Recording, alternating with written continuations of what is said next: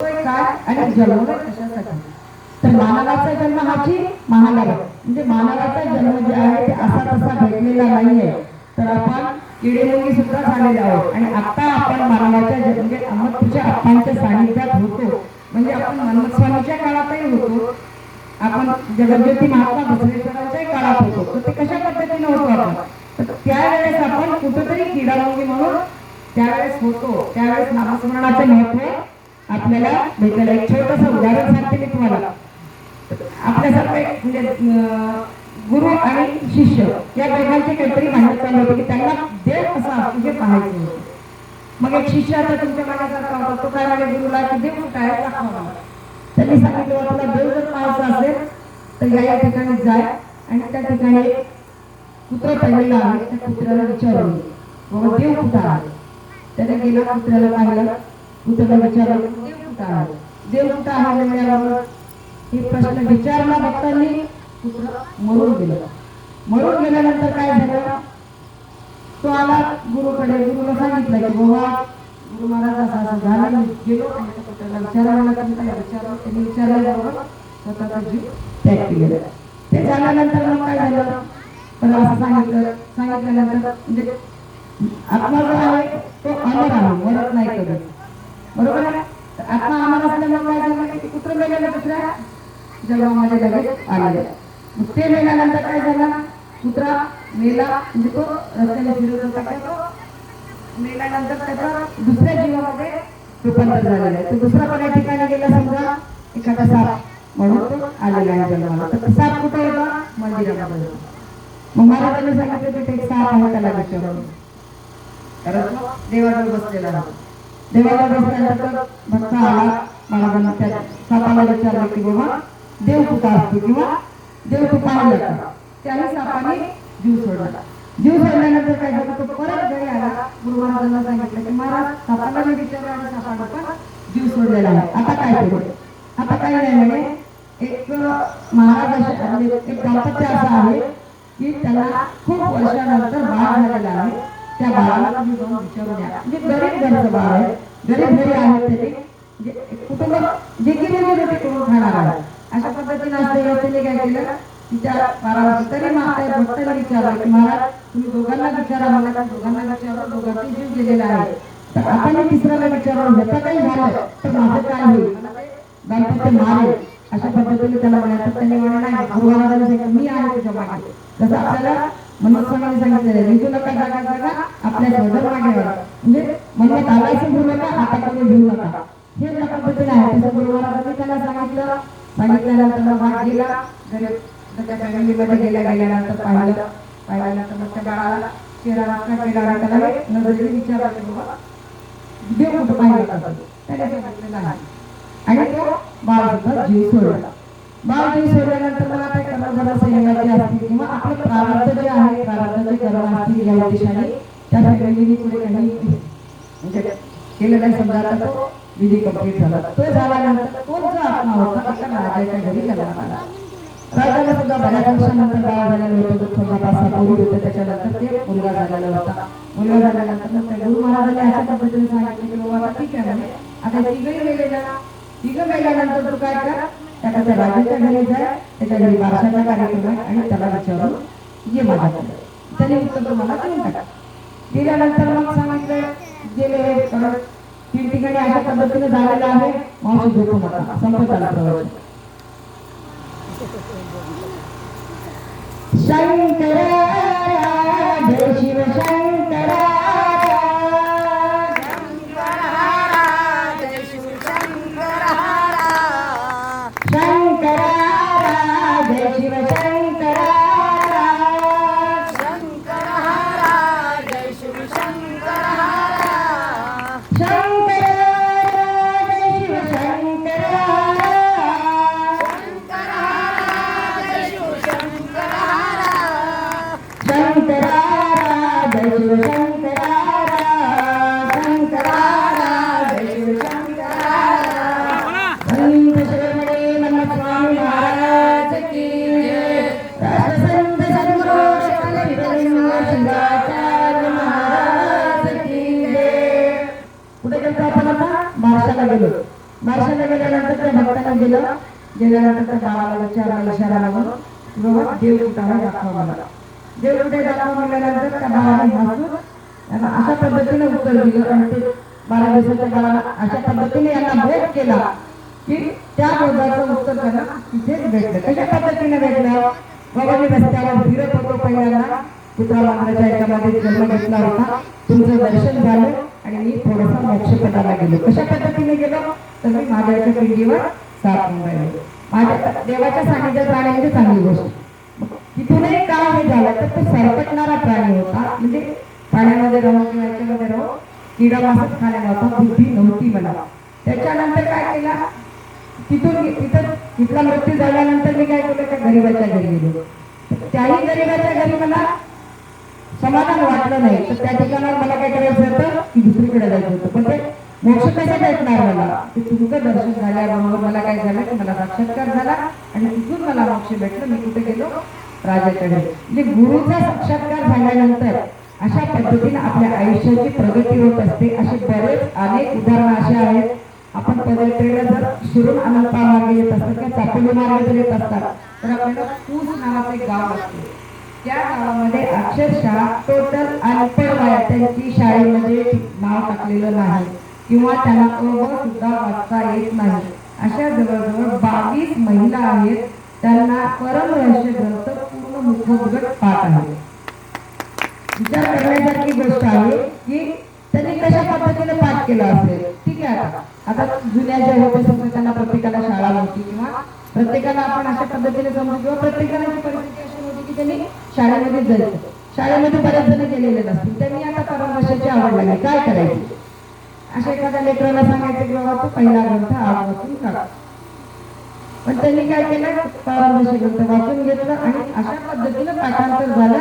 कानी ठेवून या मला करा कीर्तन श्रवण. हे जे शिवदास मल्लक मौलींनी सांगितलेलं आहे किंवा संत जन हे जे आपल्याला उपदेश करतात, तर तो उपदेश कशासाठी आहे की आपण प्रवचन ऐका, कीर्तन ऐका किंवा पाठांतर करा. हे करते वेळेस आपलं मन कुठं पाहिजे, म्हणजे जे काम करतोय त्या कामात पाहिजे. आता सध्या काय चालू आहे की पाप करणे, पुण्य करणे, ह्या ज्या गोष्टी आहेत तर ही काय आहे, तर आपल्या वाट्याला आलेलं काम आपण निष्काम करणे किंवा निष्काम जरी नाही केलं तरी इमानदारीने करणे. म्हणजे आता आपल्याला समजा एखाद्या वेळेस आपली फॅमिली आहे, फॅमिलीमध्ये एखादं काम जर दिलं आपल्या वाट्याला तर ते अर्धवट न करता ते पूर्ण काम मनोभावे करणे हे पुण्य आहे. त्याच कामात कुचराई करणे म्हणजे पाप आहे. म्हणजे पाप आणि पुण्याची साध्या सोप्या भाषेत मी तुम्हाला माहिती देते. कारण का, तर आपल्याला कसं असते की एखाद्या वेळेस काय होतं की थोडंसं काम करते वेळेस आपण थोडंसं टाळाटाळ करतो. ही टाळाटाळ करणे म्हणजे आपल्या आयुष्यातला आपण पाप करतो. आणि आपल्याला काय वाटते, आता जसं सध्याचे उदाहरण काय करतो की जो देवपूजा नेहमी करतो त्याच्या वाट्याला काहीतरी दुःख येते. तर देवपूजा आता केल्यामुळे त्याच्या वाट्याला दुःख आले नसते, तर आपलं जे प्रारब्ध आहे किंवा आपला पूर्वजन्मीचे जे काही पाप असेल किंवा जे काही आपले कर्म असतील, केलेल्या कर्माचे भोगावे फळ असं संत महाशिरोळींनी सांगितलेलं आहे किंवा संतांनी जे सांगितलेलं आहे. तर ते कशा पद्धतीने आपल्याला सांगितलेलं आहे, म्हणजे जे काही आपण कर्म करतो किंवा जे काही कार्य करतो तर त्या कार्याचं अगोदर होतं म्हणे असं आम्ही ऐकलं होतं. पण आता हे कलियुग आहे. कलियुग आहे म्हणजे आज आपण प्रवचन आता हे करायले पुढचा क्षण माहीत नाही किंवा सध्याची अजून एक नवीन बिमारी आहे JCB काहीतरी नाव आहे त्याचं. अक्षरशः आता कालच आमच्या पाहुण्यापैकी एक बाई आहे, संध्याकाळी मेहनत करून खाणारी आहे, एकदम गरीब कुटुंब, नवरा काही करत नाही, बाईवर सगळी फॅमिली अवलंबून आहे. तिनं दिवसभर काम केली, संध्याकाळी झोपली, सकाळी तिला फुकता आलं. अक्षरशः तिचे ह्या कोपऱ्यापासून आणि गुडघ्यापासून टोटल पाय रिकामी झालेले आहे. त्याच्यामुळे हे कलियुग आहे, आत्ताचा क्षण आहे आणि आपल्याला हे आयुष्य भेटलेलं आहे. म्हणजे आणि आपण भाग्यवान का आहोत, तर कोरोनामध्ये सुद्धा आपण जिवंत आहोत. एवढा कोरोनाचा काळ येऊन गेला तरी आपण त्याच्यातून जिवंत राहिलो, म्हणजे फक्त देवाच्या नामस्मरणासाठी राहिलेलो आहोत. हा विचार चालू धरणार नाही, कारण हा विचार आपण कंटिन्यू मध्ये ठेवायचा आहे. कारण जे काही आपण कर्तव्य करणार आहोत किंवा ज्या काही सुखदुःखाच्या गोष्टी करणार आहोत तर ते प्रारब्ध जे आहे आपल्या वाट्याला जर एखादं दुःख आलं असेल तर ते आपलं प्रारंभ कर्म म्हणून करायचं आहे. आणि आता जे आपण काही चांगली कामं करू, एखाद्याला मदत करू किंवा एखाद्याची चांगली कोणती लग्नाची कामं असतील आलेली तर त्या ठिकाणी जर मदत केली तर हे आपलं संचित कर्म म्हणून आपल्या पुढच्या जन्मासाठी त्याचं साठवण जमा होणार आहे. मला वाटतं आता थोडंसं आपण प्रवचन थांबवलेलं बरं. अर्धा पाऊण तास होत आलेला आहे. तरी सर्व शिवभक्तांच्या चरणी माझी नम्र विनंती आहे. माता माऊलींना एक 2 शब्द मी बोलणार आहे. कारण का तर सध्या आपली परिस्थिती ही परिस्थिती अशी आहे, आपण इथं बोलण्याची नाही तरीही मी बोलते. कारण मला खूप त्रास होतो या गोष्टीसाठी. आपल्या पोटी बाहेर जात आहे का त्याला टोटल कारणीभूत फक्त आई आहे.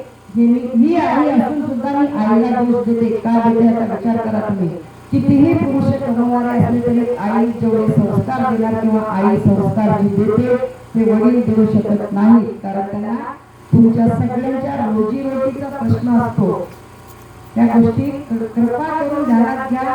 सगळ्यांनाही सांगा आणि आचरणात आणा. फक्त ऐकून सोडून देऊ नका.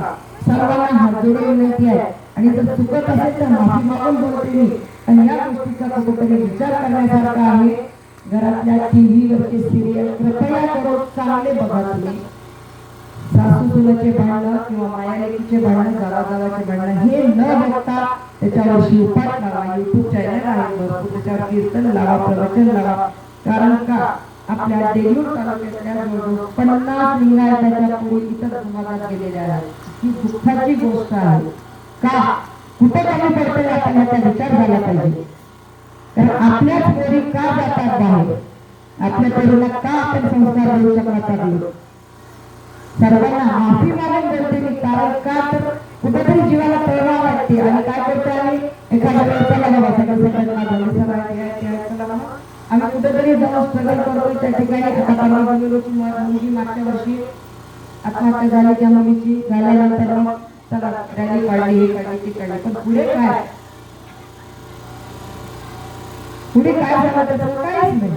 तो पोरगा मोकाट आहे तसं झालं की संसार करतोय. हे का घडतंय याचा सर्वांनी देगलूर तालुक्यातल्या 50 पोरी आपल्या इतर जातीमध्ये गेलेल्या आहेत. तर हे का होतंय याचा विचार प्रत्येक मायबापांनी करायला पाहिजे.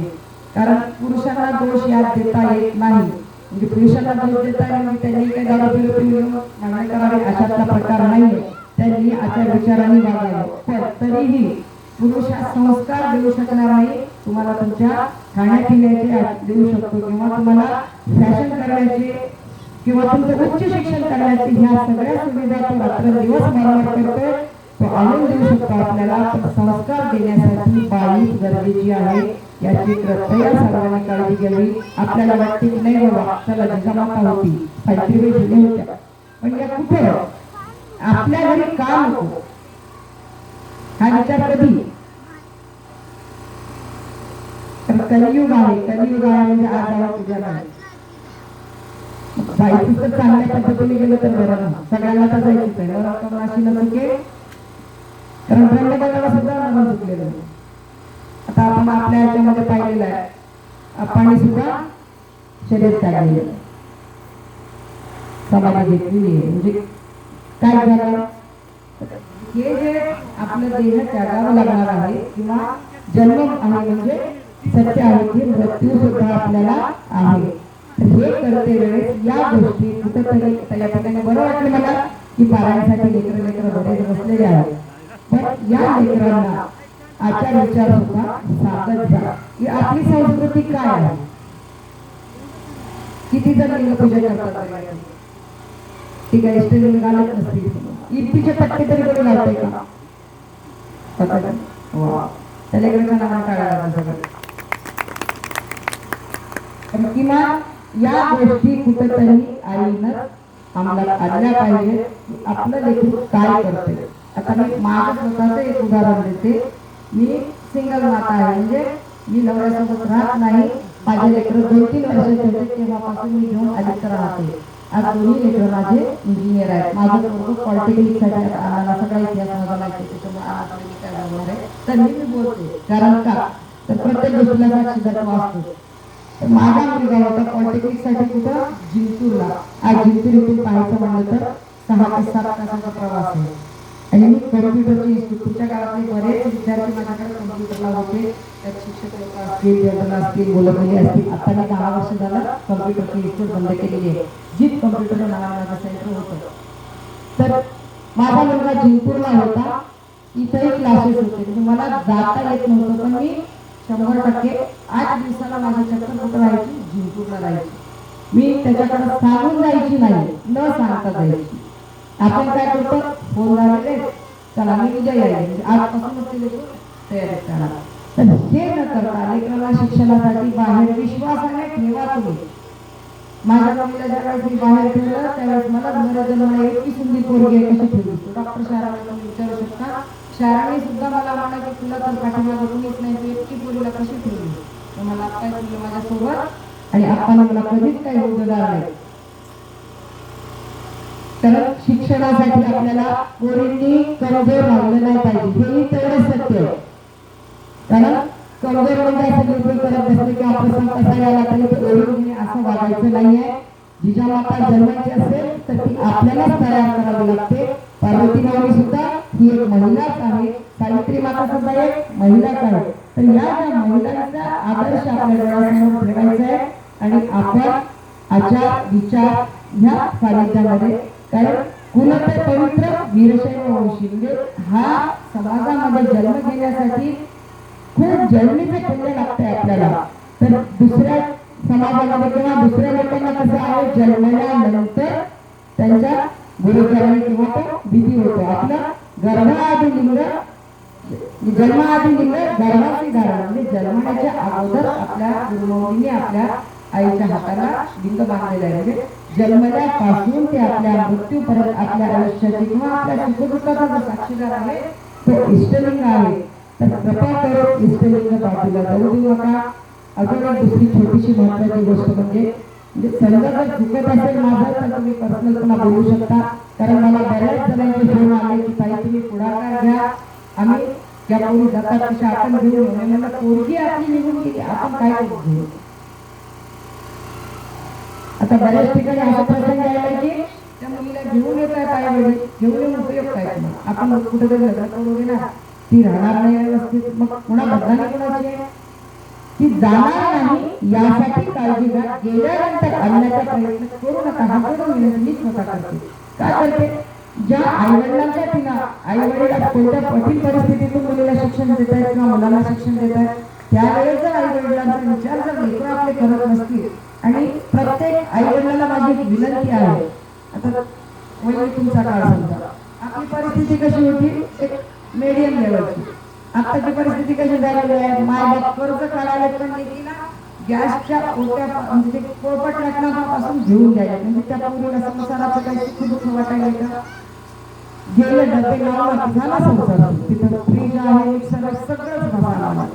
पण आमचा काळ असा होता, आमचा म्हणजे आता मी काही जुनी नाही तरीही 25 वर्षाचा काळ अशा पद्धतीचा होता की आपण मंथली काहीतरी पैसे जमा करायचे, समजा 100 रुपये 50 रुपये जमा करायचे.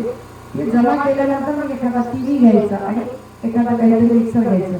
हे घेण्यामध्ये जे संसाराचा आनंद होता तो आत्ताच्या लेकरांना भेटत नाही. असं तुम्हाला मी माझ्या बुद्धीने विचार करते किंवा माझ्या विचारानं सांगते तुम्हाला की आपण सगळा संसार त्यांना अशा पद्धतीने द्यायला की त्यांना मोडायला वेळ लागत नाही.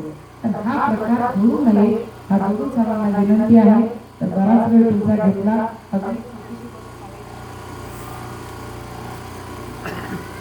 भक्तिस्थळ या ठिकाणी गुरुकुल सुरू होत आहे. त्या गुरुकुलमध्ये तुम्हाला काय काय सांगण्यात येणार आहे, तर तुम्ही इष्टलिंग पूजा कशी करायची. समजा इष्टलिंग पूजा जर करत नसताल तुम्ही तर त्याचे साईड का करावी याचा सुद्धा तुम्हाला आजचा विचार आहे. मग त्या ठिकाणी टाळ वाजवणे, मृदंग शिकणे, पेटी वाजवणे किंवा आपल्याला प्रवचन करणे, कीर्तन करणे हा भाग आपण आपल्या गुरुमाऊलीच्या सानिध्यात शिकणार आहोत. कारण ज्या पद्धतीनं वारकरी संप्रदायासाठी देहू आळंदी आहे त्या पद्धतीनं आपल्याकडे अजून कुठं सुरू झालेलं नाहीये. हे मोठं मुजिबल आणि मतवाले आपल्याला अगोदर सुरुवात करायला पाहिजे होतं, पण न केल्यावर आता परवा कपिल भालके या मुलांनी काय केलेलं आहे की हे म्हणजे शाळा बंद करायची नाहीये, शाळा करत करत आपल्याला हे संध्याकाळच्या वेळेमध्ये हे शिक्षण घ्यायचंय. त्या ठिकाणी पेटी शिकण्यात येईल, मर्दन शिकवण्यात येईल तुम्हाला, भजन कसं करायचे किंवा ज्या आपल्या संप्रदायाच्या गोष्टी आहेत आणि शिकणं गरजेचं आहे ते असं मला वाटतंय. त्या नियमानुसार आम्ही महाराजांशी बोलून किंवा धोंडे सरांनी पुढाकार घेऊन संस्था सुरू केलेली आहे. आपल्या गावातील गोरगरीब काही विद्यार्थी असतील तर त्या विद्यार्थ्यांसाठी सुविधा बऱ्याच चांगल्या पद्धतीने देण्यात येत आहेत. मी काही जणांना पॉम्पलेट देऊन जाते किंवा एखादा पॉम्पलेट तिथे लावून ठेवा की सर्वांना तुम्हाला माहिती भेटेल. तर ही जी माहिती द्यायची आहे तर या ठिकाणी गुरुकुल सुरू होत आहे. तर ते गुरुकुल का गरजेचं आहे तर हे याच कारणासाठी गरजेचं आहे की जोपर्यंत तुमच्या लेकराला तुम्ही त्यांच्यासाठी काय करताय याची जाणीव होणार नाही तोपर्यंत तुमच्या लेकराला समजणार नाही की बाबा आई वडिलांनी आपल्यासाठी काय केलं. बरोबर. आपण काय करतो, लेकरांना काही त्रास नको, आपल्याला जे त्रास झाला ते आपण आपल्या लेकरांना नको हा उद्देश आपल्या डोळ्यासमोर आहे. कारण आपण खूप कठीण परिस्थितीतून आपण स्ट्रगल करून या ठिकाणी जन्मलेल्या होतो किंवा भरपूर आयुष्यामध्ये त्रास भोगलेला आहे. तरीही आपल्याला काय वाटतं की आपल्या लेकरांना हा त्रास नको मान्य आहे मला, पण त्रास थोडा तरी त्यांना समजायला पाहिजे की बाबा हा त्रास काय असतो. ठीक आहे. समजा जर काही एखाद्या वेळेस बोलता अपशब्द केला असेल किंवा कोणती चुकीची माहिती तुम्हाला जोरात बोलले असं वाटत असेल तर हा माझ्या बुद्धीचा दोष समजते आणि ते इथं सोडून द्यायचं, वापस द्या असं म्हणत नाही मी, कारण मी वापस घेऊन तरी काय करणार, चुकलं चुकलं. पण आपल्या लेकरांना संस्कार देणे, आपल्या लेकरांवर आचार विचार घडवणे आणि त्यानंतर आपल्या लेकरांना कशा पद्धतीनं आपल्या संस्कृतीत किंवा वीरशैव संप्रदायामध्ये काय आहे, काय महत्वाचे गुरु काय आहे, प्रसाद काय आहे, तीर्थ काय. कारण आज अध्यायामध्ये वाचले खूप सुंदर शब्दामध्ये सांगितलंय खूप सुंदर शब्दात सांगितले व तीर्थ काय आहे. आपण इष्टलिंगाचं पण तीर्थ घेतो. आता पुढे